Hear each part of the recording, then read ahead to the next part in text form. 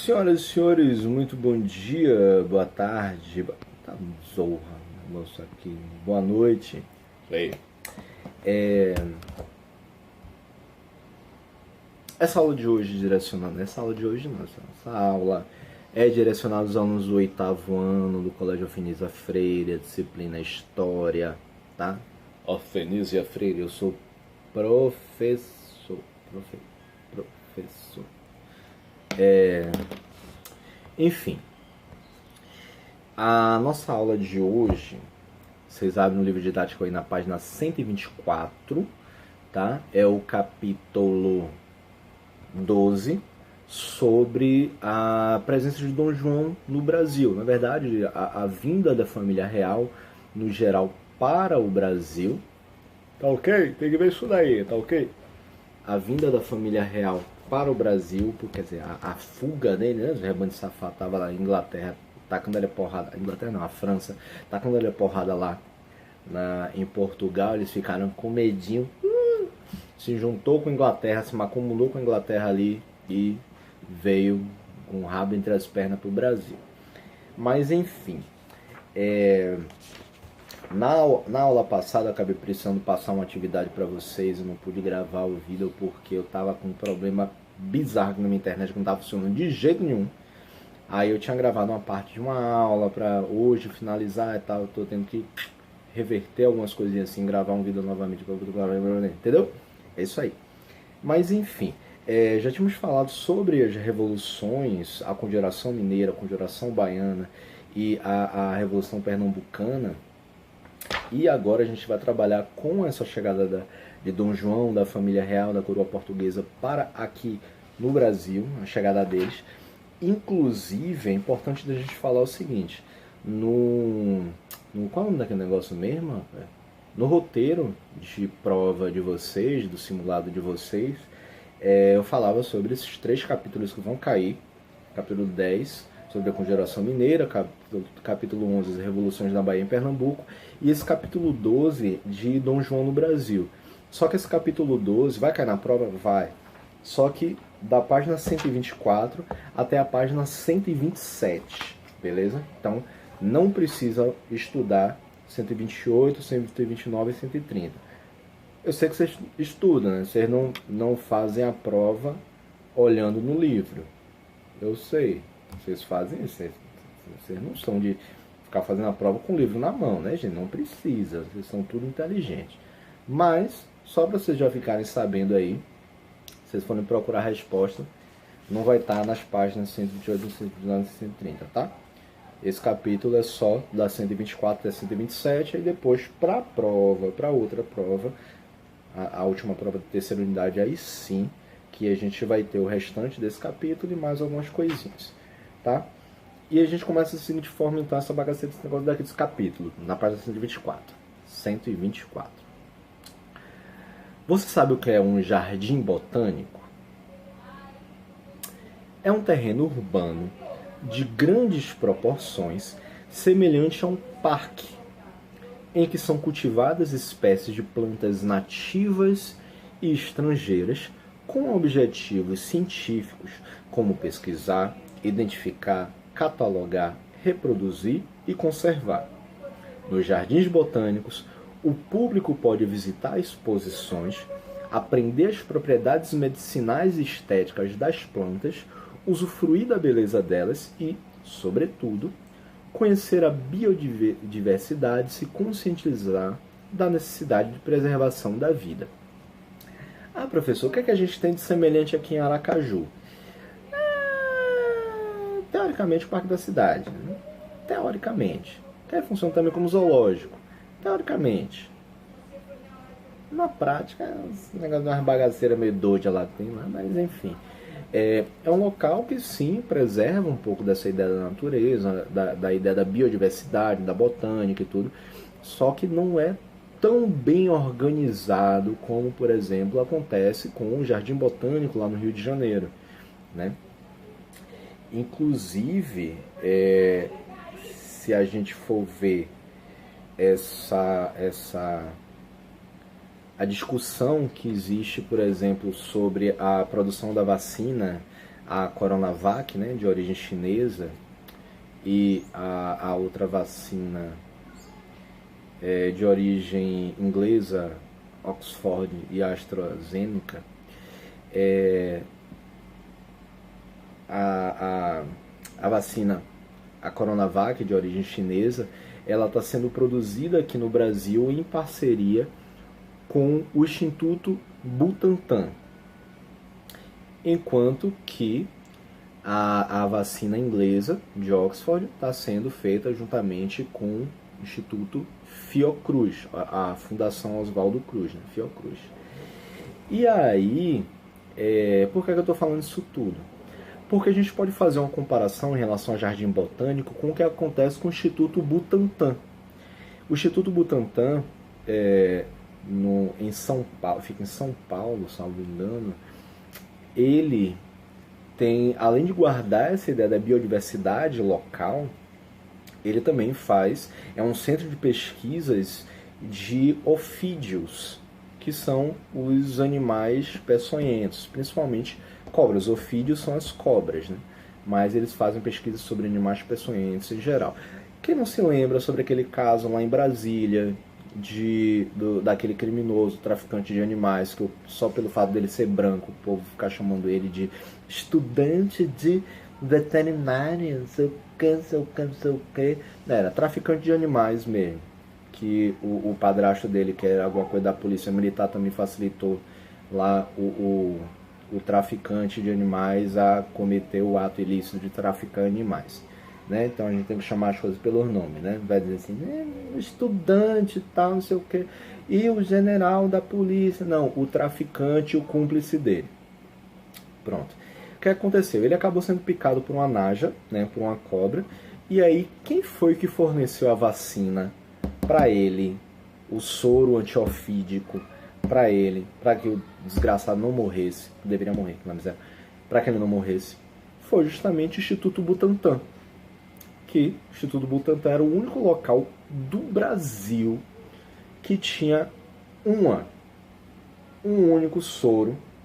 Afinal, essa naja não era daqui do Brasil, então não tem origem do Brasil. Consequentemente, muito dificilmente você teria um soro antiofídico, uma vacina, né, contra a picada desse tipo de cobra. Só que, por sorte, o Instituto Butantan tinha um desse soro, que era para poder estudar pesquisas, coisa e tal, né? Usou para esse desgraçado não morrer, esse traficante aí não morrer, esse estudante de veterinária branco, né, não morrer. Bichinho agora tá lá, Vivinho da Silva, e o Instituto Butantan ficou sem o único soro que usava para poder pesquisar a respeito daquela cobra, né? Enfim. Mas lá no Instituto Butantan agora tem a cobra naja, que foi traficada por esse cara, esse estudante de veterinário, traficante, que tinha outras cobras também que vieram através do tráfico ilegal de animais, facilitado pelo cúmplice dele, ou como alguns falam, o general da polícia militar lá, que era o padrasto dele, cúmplice, também tão traficante quanto. E aí essa cobra, essa naja, acabou ficando no Instituto Butantan, também para continuidade desses estudos. E é um local não somente que faz essas pesquisas a respeito de animais peçonhentos, desses ofídeos, mas também é um local que guarda uma grande biodiversidade que faz com que diversos estudantes de engenharia ambiental, de engenharia florestal, de biologia, de ecologia, de ciências biológicas, e ciências ligadas à natureza, possam fazer seus estudos, suas pesquisas nesse local. Isso ocorre também com o Jardim Botânico, os jardins botânicos, como ocorre no caso do Rio de Janeiro, o Jardim Botânico de lá, que guarda essa grande biodiversidade, né? E aí, queridos, temos o seguinte. O primeiro, eu falei pra caramba, quase 10 minutos falando assim, e agora que eu vou começar o assunto mesmo. Não é porque eu fico com saudade de conversar com vocês, eu fico falando um monte, eu tenho saudades. Mas enfim, né? Bicho doido assim. Aí, Luara Cristal mesmo, daqui a meia hora vai dar risada aí. Doida do jeito que é. Enfim. coisar um negócio, coisei. Pronto. O primeiro jardim botânico brasileiro foi construído no Rio de Janeiro no ano de 1808, por iniciativa de Dom João, Dom João, filho da rainha de Portugal. Foi uma das primeiras medidas tomadas por ele.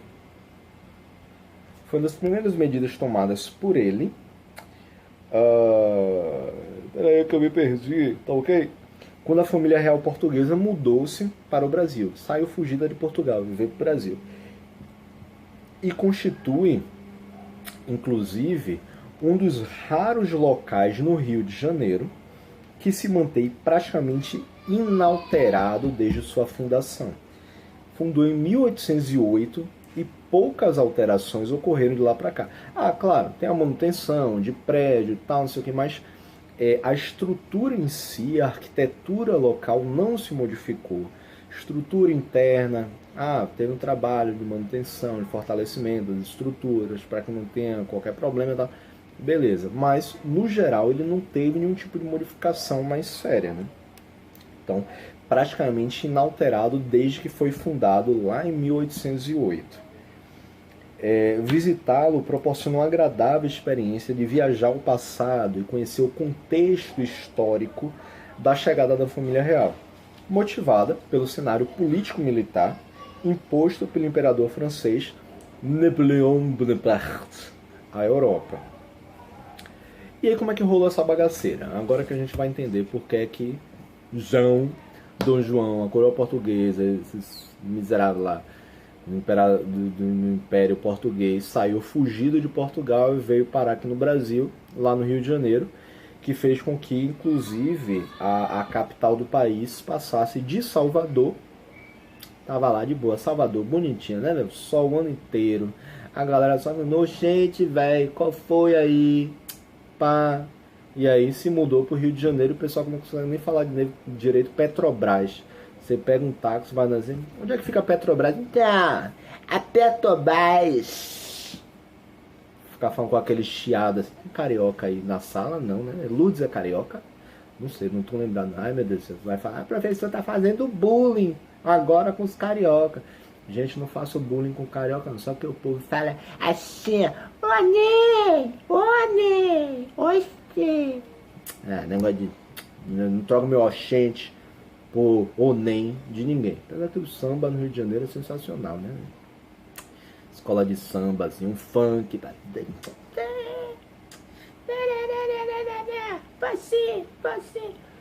Em 1806, o imperador francês Napoléon Bonaparte decretou o bloqueio continental, pelo qual proibia as nações europeias de manter comércio com a Inglaterra. França e Inglaterra estavam lá naquela coisa, assim, naquela sinuca de bico, assim, se atacando o tempo todo, tal. Lembrando que a Revolução Francesa tinha acontecido lá em 1789, por conta da influência do Iluminismo, tal, que o Iluminismo foi influenciar também os processos de independência que ocorreram na América Latina, né? Na América em geral, que ocorreu também nos Estados Unidos, mas na América Latina em geral também. E aí, em 1806, por conta desses conflitos entre França e Inglaterra, que eram frequentes, a França dominava praticamente aquela região da Europa, né? Eles decretaram um bloqueio continental, pelo qual proibia as nações europeias de manterem comércio com a Inglaterra, ameaçando de invasão as nações que o desrespeitassem. Então, a Europa estava lá toda empolvorosa, porque o exército francês era um exército muito forte. E aí teve toda aquela preocupação, assim, eita zorra, se eu quiser vender meu bagulho aqui pra galera da Inglaterra, França vai baixar o cacete na gente aqui, velho. E agora? Como é que eu faço se... Aí Portugal pensando, né? Como é que eu faço se eu dependo quase que exclusivamente da Inglaterra, da economia inglesa? Tipo, boa parte dos produtos que saíam do Brasil, da colônia, para Portugal era para pagar já algumas dívidas antigas que Portugal tinha com a Inglaterra, mas também porque a Inglaterra era o principal parceiro comercial de Portugal. Comprava a maioria dos produtos que vinham do Brasil. Então, que teoricamente Portugal produzia, mas na verdade era o Brasil que produzia esses produtos. Né? Era a Inglaterra quem comprava. E aí, de repente, esse bloqueio continental ia fazer o quê? Justamente impedir que Portugal comercializasse com a Inglaterra. Se não, se tentasse fazer esse comércio, a França invadia e tacava ali a porrada lá em Portugal e conquistava esse espaço. Né? Essa situação internacional criou dificuldades à coroa portuguesa, que, endividada com a Inglaterra, não aderiu ao bloqueio continental. Não vou aceitar isso daí. Não pode. Absurdo. Só que os rebanhos de frouxo, Portugal frouxo, do nada, parecia o quê? Tipo, é como se, nesse caso daqui, Lourdes fosse a França e Portugal fosse Ariel, né? Aí foi o quê? Lourdes botou o dedo na cara de Ariel, assim, a França botou o dedo na cara de Portugal, porque dizendo assim: oi, Ariel, seu safado, Portugal, seu safado, se você ficar de conversinha com Beatriz, que é a Inglaterra, ficar de conversinha com Beatriz, você vai ver se vai sobrar pedra sobre pedra, se vai sobrar um caquinho de você, assim, miserável. O que é que acontece então?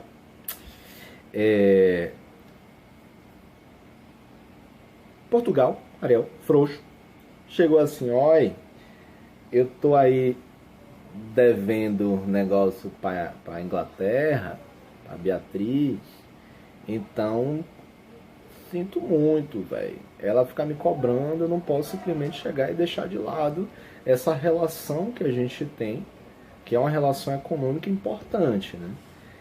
Apesar das dívidas, a relação que existe entre os dois era muito mais que a questão das dívidas, né? Porque você pagava uma parte da dívida, mas a Inglaterra continuava comprando diversos produtos. Uma parte você usava para pagar a dívida, outra usava para poder acumular riqueza internamente também, né? Enfim. Deixa eu só coisar aqui. Pronto. Enfim. E aí o que é que rola? A decisão de romper com o bloqueio continental foi tomada no final de 1807. Em 1806 houve o bloqueio continental. Eles ainda tentaram manter um diálogo ali, né? Ariel ainda tentou enrolar um pouquinho Lourdes, para não sofrer as retaliações aí, umas porradas, né? Lourdes não meter a faca em cima dele assim. E aí no final de 1807, uma decisão tomada por Dom João, que estava à frente do governo português desde que a rainha mãe, Dona Maria I, foi afastada do poder devido à insanidade mental. Dona Maria, a louca, tava assim: meu Deus, ficou doida, a véia, né? E aí quem acabou assumindo o trono foi o Dom João. Inicialmente, Dom João tentou evitar um rápido ataque da França, declarando sua disposição em obedecer ao bloqueio. Então, inicialmente, quando a França começou a ameaçar através desse bloqueio continental, Dom João, Portugal, começou a dizer assim: não, peraí, deixa eu analisar direitinho como é que vai funcionar essas coisas, de repente, me dê um prazo para eu pensar, só para eu fazer uns cálculos aqui no papel, tá? Ariel ali com medo de Lourdes, fala assim: não, espera só um pouquinho, me dá um tempinho só para eu poder fazer uns cálculos aqui, quanto é que eu estou devendo ali, pá, na bodega ali da esquina, ali na cantina e coisa e tal, para ver só como é que eu posso organizar minhas coisas, tudo bem? Aí a França, Lourdes olhou assim, Tá, vamos esperar, vamos ver. Então, ele mostrou uma disposição em obedecer ao bloqueio continental. Deu aquela engabelada, né? Como a galera daqui fala. Deu aquele desdrobeiro que era Ariel, que é Portugal. Dizendo que não, ó, eu tô disposto a ver melhor esse negócio aí para poder aderir a esse bloqueio continental realmente. Só que safado que ele é, ao mesmo tempo negociava com Beatriz, negociava com a Inglaterra as condições para obter uma escolta britânica para a travessia do Atlântico e futuros acordos comerciais. Então, chegou assim e viu que, porque Beatriz é maior que Lourdes, né? Não é tão braba quanto Lourdes, mas é maior. Então, de repente, vamos fazer assim, olha, Bia, sua linda, você me protege aí, me ajuda a atravessar a rua pra Lourdes não me tacar porrada, pra França não me tacar porrada.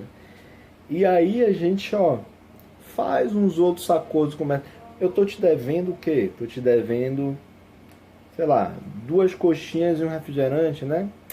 Tá bom, mas ó, se você me ajudar a atravessar a rua aí, sem que Lourdes me bata, eu pago uma pizza pra você. Tá? Semana que vem. Ou seja, Portugal ele começou a fazer negociações com a Inglaterra para que, ao mesmo tempo que negociava, que enganava a França, que negociava com a França dizendo, não, vamos ver esse negócio direitinho aí, porque realmente eu tenho interesse nesse bloqueio continental.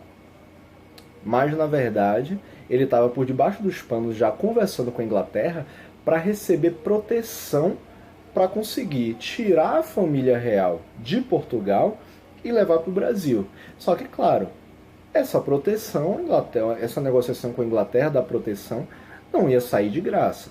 Eles precisaram fazer um acordo comercial que basicamente era um acordo de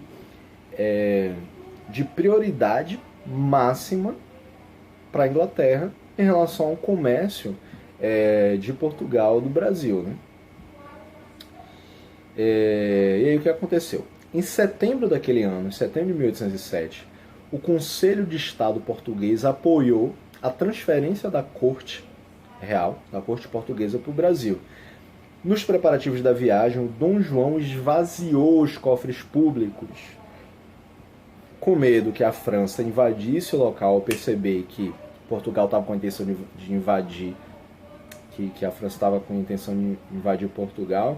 Dom João tirou todas as riquezas que tinham lá em Portugal, colocou dentro dos navios e ó, zarpou para o Brasil.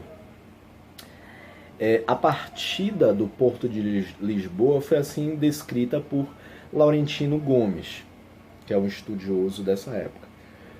O dia 29 de novembro de 1807 amanheceu ensolarado em Lisboa.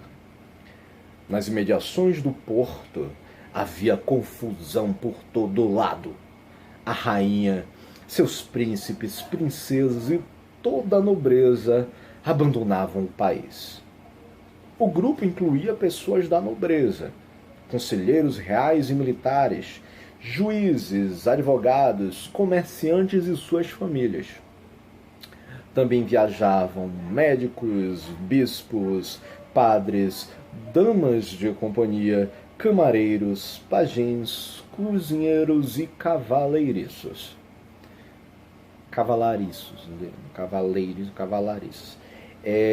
Tem um filme bacana que dá pra ver sobre isso, que é uma comédia, é o Carlota Joaquina, Princesa do Brasil. Eu passei um filme até pra vocês, se eu não me engano, o Descobrimento do Brasil, né? De Caramuru, o Descobrimento do Brasil. Mas tem outro filme que está disponível, que é um filme nacional, que está disponível no YouTube, inclusive, 0800, importante, chamado Carlota Joaquina, Princesa do Brasil, um filme de 95, que é uma comédia sobre a vinda da família real portuguesa para o Brasil, fugindo claro, de lá de Napoleão Bonaparte. A família real, então, desembarcou lá em Salvador, em janeiro de 1808. Imagina, um mês e pouquinho de viagem. Só que aí chegaram em janeiro de 1808 e seguiu até o Rio de Janeiro, onde se instalou durante o mês de março. Vieram Dona Maria I, a louca, Dom João, o rei cagão, fujão, nobres e altos funcionários públicos, uma corte com cerca de 15 mil pessoas.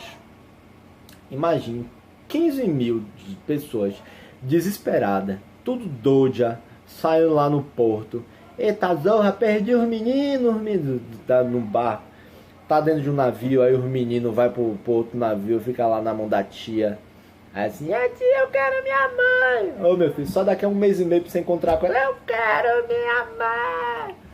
Imagina só a bagaceira que foi passar esse povo todo de Portugal para chegar em Salvador em janeiro, saiu no final de novembro, chegaram no início de janeiro e em março ainda foram pro Rio de Janeiro. Puxa que partiu, né? Que bagaceira, que complicação esse negócio. Em Portugal, Dom João selaram um acordo secreto com a Inglaterra, que era abrir os portos ao comércio com a Inglaterra, aquele contrato de exclusividade, né? Só pode vender para a Inglaterra, tá? Mas e aí, Espanha tá querendo comprar? Não, vai vender para a Inglaterra. Mas a Espanha compra mais. Tô nem aí, vai vender primeiro para a Inglaterra, tá? Acabou, deu de palhaçada. Então abriu os portos ao comércio com a Inglaterra em troca da escolta da marinha inglesa na viagem. Então, Portugal só veio para cá porque teve essa escolta dos soldados da marinha inglesa levando os navios portugueses, trazendo os navios portugueses aqui para o Brasil.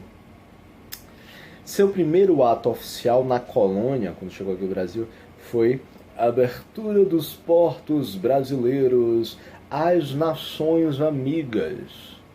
No caso, a nação amiga, que era a única, que era a Inglaterra. Na data de 28 de janeiro de 1808. Está passando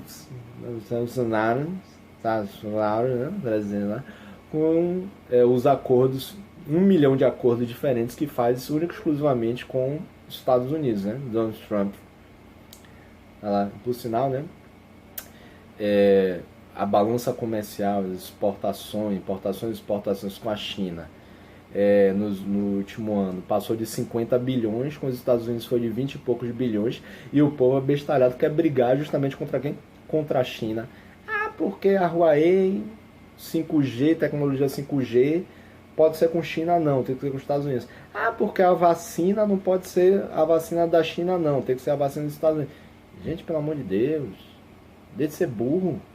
Ô idiota, tá parecendo do João com os acordos comerciais de Portugal e Inglaterra para aumentar essa dependência toda com a Inglaterra, com um único país. Vai fazer comércio com o restante do mundo todo, larga essa porra dessa ideologia de lado, idiotização da zorra.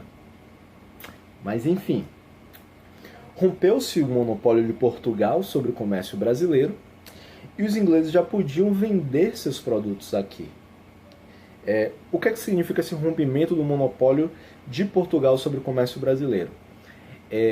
Tudo que o Brasil produzia precisava passar por Portugal antes de ser vendido para qualquer outro lugar, antes de ser encaminhado para outros portos. Então, Portugal faturava em cima disso, né? O que acabou acontecendo aqui foi essa quebra desse monopólio e o Brasil conseguia comercializar diretamente com a Inglaterra. Claro, ainda pagando imposto para Portugal.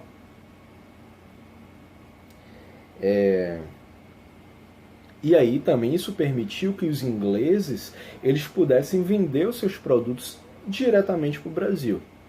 O monopólio ele funcionava assim, da seguinte forma: o Brasil tinha que vender para Portugal, um acordo assim, né? Vendia para Portugal vender para outros países, vender para a Inglaterra, por exemplo. Se o Brasil precisasse de qualquer coisa que viesse da Inglaterra, primeiro também passaria por Portugal. Então é como se a Inglaterra vendesse para Portugal e Portugal repassasse para o Brasil mediante uma contribuiçãozinha, né, os 10% do garçom. Com essa quebra no monopólio, a Inglaterra passou a vender diretamente para o Brasil. Nos anos seguintes, outras medidas do governo Dom João diminuíram ainda mais o controle português sobre a colônia. Aí teve incentivo às manufaturas. Em abril de 1808, já com o governo instalado no Rio de Janeiro, Dom João assinou um decreto permitindo a instalação de manufaturas no Brasil. O que são as manufaturas? Vou explicar, peraí. Mais uma vez, a transferência da corte portuguesa representou mudanças na relação colônia-metrópole, pois desde 1785 vigorava aqui a proibição de criar manufaturas, sob o argumento de que a instalação de fábricas prejudicaria as principais atividades econômicas da colônia, que era de agricultura e mineração.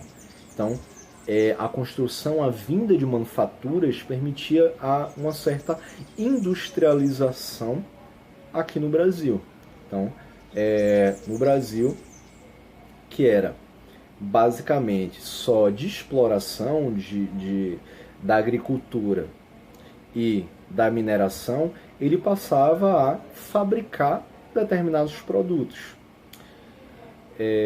Então, essa instalação das fábricas aqui no país permitiu, claro, um maior desenvolvimento do país, mas isso vai facilitar muito também a própria Inglaterra, porque muitas das coisas que a Inglaterra fabricava, que a Inglaterra produzia, ou que a Inglaterra comprava das companhias das Índias, comprava de outros locais, eles poderiam vender diretamente para o Brasil e o Brasil utilizar isso dentro de suas fábricas, dentro dessas manufaturas. Entretanto, os tempos eram outros. O grande número de nobres, de funcionários públicos, militares, comerciantes, profissionais liberais e clérigos portugueses que passou a viver no Rio de Janeiro tinham hábitos de consumo europeus. O povo metido a besta queria manter, claro, o patamar de vida que eles tinham lá em Portugal, né? Então, chegar aqui no Brasil ia querer aquilo que era feito lá em Portugal, eles queriam continuar sendo feito, só que dessa vez aqui no Brasil. Então, para satisfazer esse povo metido a besta de Portugal, era necessário diversificar a produção de mercadorias. Não poderia manter somente a questão da agricultura e da mineração. Tinha que ter muito mais coisas produzidas aqui para que esse povo pudesse se alimentar, se vestir, né? Nesse contexto, então, foram criadas as primeiras siderúrgicas, que é em relação a aço, em relação a metal, né? Fábricas de pólvora, que aí a fabricação de pólvora para armamento, até mesmo para defesa de território, né? Porque vai ter a família real ali. E de tecidos, por exemplo, porque o povo vai querer se vestir da mesma forma que se vestia lá. Trazendo aquelas roupas gigantescas assim, aquele povo que não gostava de tomar banho, num calor da zorra aqui no Brasil, vieram para cá, né, porque eu quero continuar usando o meu vestido de seda, de cetim, de linho, que é gigantesco assim, que é muito pesado e tal, que é feito principalmente para o ambiente frio de Portugal. Portugal fazendo 17 graus e aqui no Brasil fazendo 35, lá no Rio de Janeiro, em pleno Copacabana. Imagine. E o povo continuava sem querer tomar banho, claro, né? E aí vieram novas medidas econômicas. Em 1810, Dom João assinou tratados com a Inglaterra, entre os quais se destacava o de comércio e navegação, que estabeleceu novos benefícios aos ingleses, incluindo garantia de julgamento por juízes ingleses aos britânicos residentes no Brasil que cometesse algum crime e liberdade religiosa aos ingleses anglicanos. Então, os ingleses vieram, se instalaram aqui no Brasil, só que não seriam julgados pelas leis e por juízes locais. Tipo, portugueses que vieram para o Brasil, mas sim serão julgados de acordo com a lei inglesa, de acordo com os juízes da Inglaterra.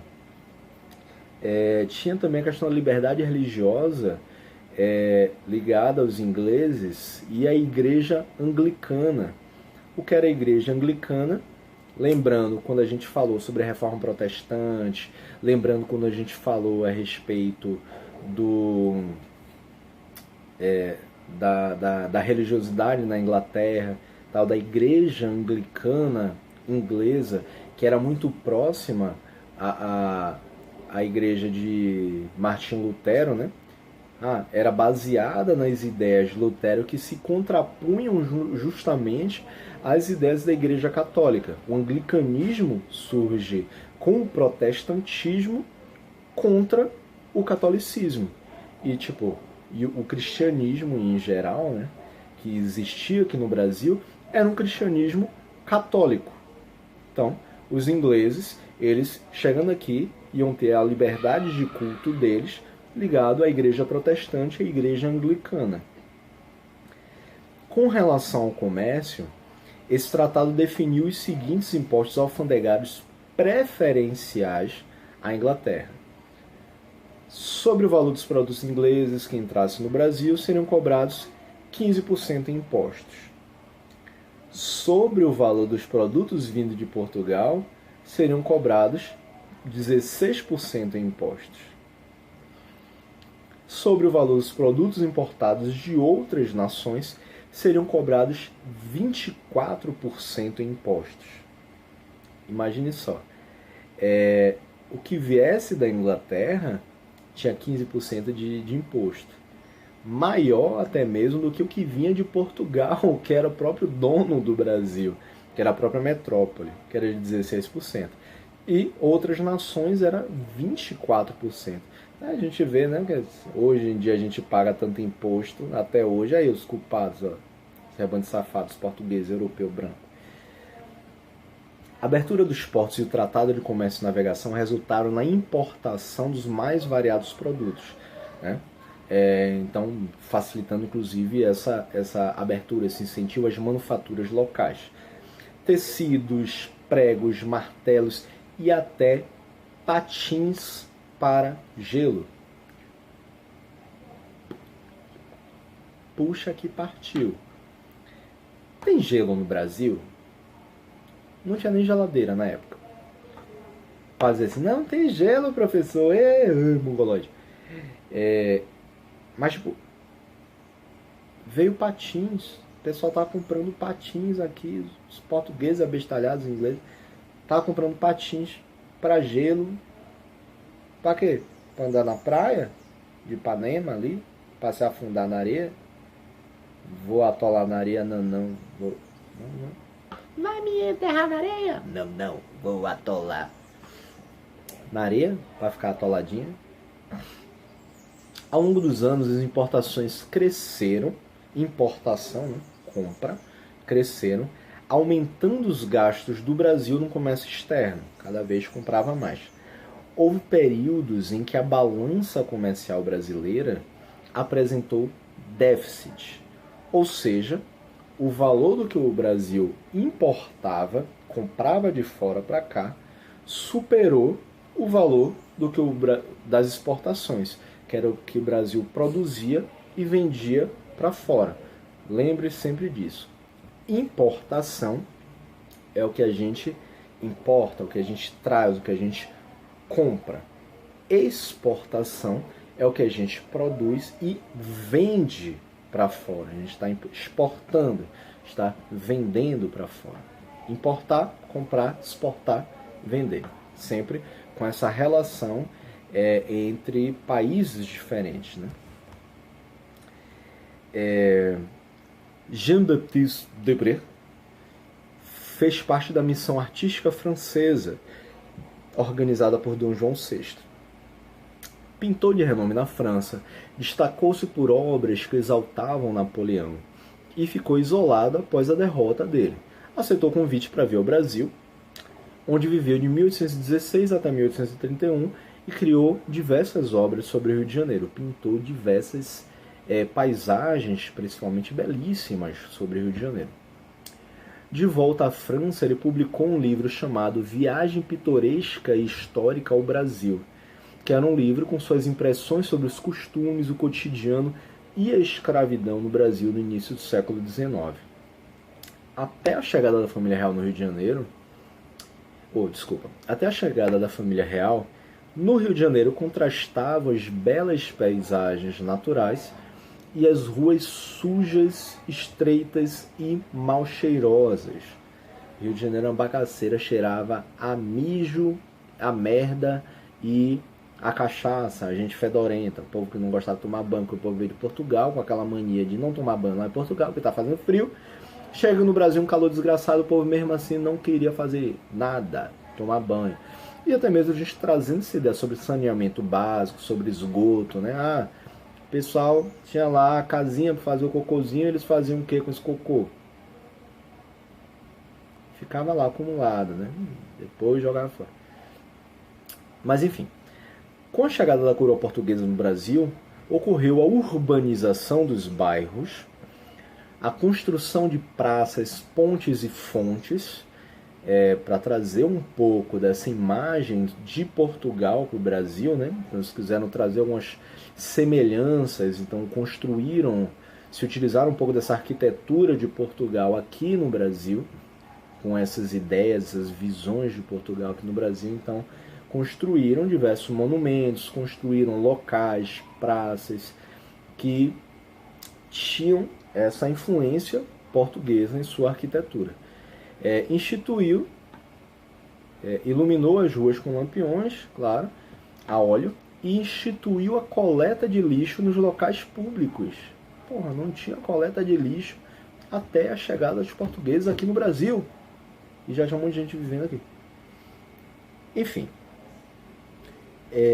E por último, para a gente finalizar a página 127 como eu havia prometido para vocês, para estimular a cultura, a arte e a ciência no Brasil, Dom João ordenou a vinda da missão artística francesa e criou aqui, no Rio de Janeiro, a Academia de Belas Artes do Rio de Janeiro.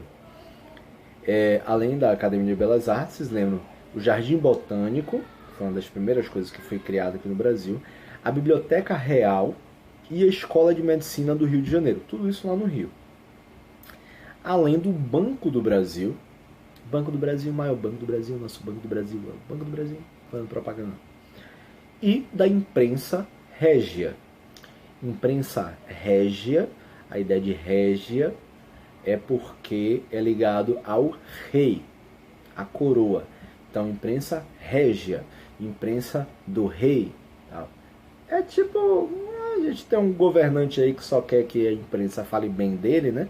Não pode falar das merdas que ele faz. É quase uma ideia de imprensa régia, né? Então, não, só vai falar das coisas boas do governo. Se falar mal, é fake news, isso daí, tá ok? Absurdo. O que possibilitou a publicação de jornais e de livros, né? Com a criação dessa imprensa régia aqui. Não somente ligado a notícias jornalísticas, mas também quando você começa essa publicação de livros, ficção e assim por diante. Em outras capitanias, o governo ainda patrocinou obras públicas, como estradas, para facilitar a comunicação entre diferentes regiões. Outras capitanias hereditárias, principalmente aqui na região do Nordeste, mais descendo para São Paulo. São Vicente, por exemplo, ali na região de Santos, né? Santos, Praia Grande, São Vicente e tal, que era uma das capitanias hereditárias que tinha uma produção de cana-de-açúcar. Depois eles entraram um pouquinho mais para o Vale da Paraíba, que acabou se tornando um dos principais locais cafeicultores do Brasil. Essas medidas representavam vultuosos gastos enormes, né? Em geral pagos com aumento e criação de impostos. Há um custo, né? Você vai construir mais coisas, você precisa de uma forma de financiar isso. Que forma eles financiavam? Através de impostos. A emissão de moeda, que causavam inflação. Emissão de moeda, inflação, nota de R$ 200, Lobo-Guará.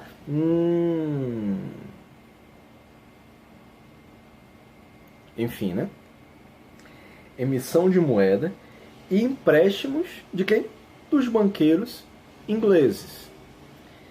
Isso provocou descontentamento na população, sendo o caso mais extremo a Revolução Pernambucana de 1817, que falamos nas últimas aulas, né? Por outro lado, as camadas sociais dominantes da colônia, sobretudo do Rio de Janeiro, desejavam se igualar aos padrões de comportamento da coroa portuguesa, adotando seus hábitos de consumo. Ou seja, queriam gastar mais para poder, essa burguesia, né, as camadas sociais dominantes, essa burguesia, eles queriam gastar mais para poder comprar as mesmas coisas que o pessoal vinculado à coroa portuguesa comprava, se vestir de uma forma próxima ao que o pessoal da coroa portuguesa se vestia, se alimentar das mesmas coisas que eles comiam. Então, isso necessitava de uma grana a mais. Isso, de certa forma, fortalece o comércio, vende mais coisas, produz mais, vende mais. Sim, só que o consumo ele se eleva, o gasto do governo também se eleva bastante. Para que muitos desses presentes, desses participantes das camadas sociais dominantes, eles eram vinculados ao próprio governo, eram de funcionários públicos. Quem é que paga o funcionário público? O governo. Então, cada vez mais se aumentavam impostos para poder manter o que a gente chama de status quo. Né? Não, viu, gente? Status quo, status quo dessas camadas mais abastadas, dessas camadas dominantes da sociedade. Então, para que eles possam manter esse status, assim, eu sou rica, para que eles possam manter esse status social mais elevado, eles gastam mais. Só que esse gasto vai para a conta do governo. Então, para poder manter essas regalias da coroa portuguesa, dos funcionários públicos, dessas pessoas ligadas ao governo, cada vez mais se precisava aumentar os impostos, se gastar mais por parte do governo. Tipo, juiz ganhando R$ 33.000, sabe? Tipo, parlamentar ganhando, juntando tudo, mais de R$ 150.000 por mês, sabe? E aí eles ainda querem colocar a culpa em cima dos funcionários de professor universitário, por exemplo, que em fim de carreira ganha R$ 10.000, R$ 12.000. Ah, é bastante? Porra, é bastante. Pra mim, que sou professor de ensino básico, é muito. Mas, tipo, os caras ganhando, vamos botar até um pouco mais, R$ 15.000, trabalhando com sala de aula, com pesquisa, com projetos, com várias coisas. Você acha que essa galera que está trabalhando loucamente aí para descobrir vacina, para fazer isso e tal, eles estão ganhando a mais para isso? Não, estão lá ganhando os R$ 15.000 dele. Então, mas se matando 20 horas por dia para poder conseguir trabalhar, mesmo sem recursos dentro das universidades, mesmo com sucateamento dentro das universidades públicas, que foi dinheiro que o próprio governo tirou das universidades para poder bancar a estrada, para bancar isso, bancar aquilo, e bancar as regalias deles próprios, né? As emendas parlamentares, que é dinheiro que vai para a mão dos parlamentares, para eles mandarem para os estados onde eles têm seus coligados políticos, para construir uma pracinha ali, para comprar um negocinho ali superfaturado, pá. Então, você vê, na verdade, quando se fala sobre reforma administrativa, só para me fechar a aula, quando se fala sobre reforma administrativa, que se deveria mexer nos altos escalões do governo, que deveria mexer nesse povo que ganha 30 mil reais, 150 mil reais, os militares que ganham mais de 20, 25, 30 mil reais também, generais, coronéis, não sei o que, não, vai mexer justamente no povo que está lá embaixo, lenhado. Funcionário público que ganha 1.000, 2.000, que a média do funcionalismo público é em torno de 2.700 reais, que é pouco se a gente for comparar com o que ganha o pessoal que está lá no Poder Judiciário, que a média é acima de 8 mil reais.